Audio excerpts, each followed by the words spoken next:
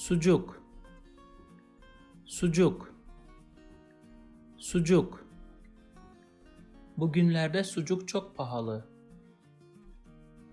Bugünlerde sucuk çok pahalı. Bugünlerde sucuk çok pahalı.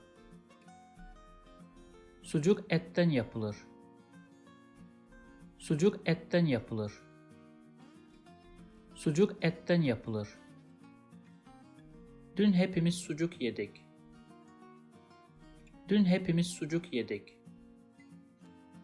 Dün hepimiz sucuk yedik. If you like this video, please subscribe to my channel below for more videos on Turkish grammar, vocabulary and pronunciation. Also, if you think this video can benefit somebody else, please share it with them. Last, if you have any comment or request, please provide your feedback in the comment section below and I'll do my best to respond as soon as possible.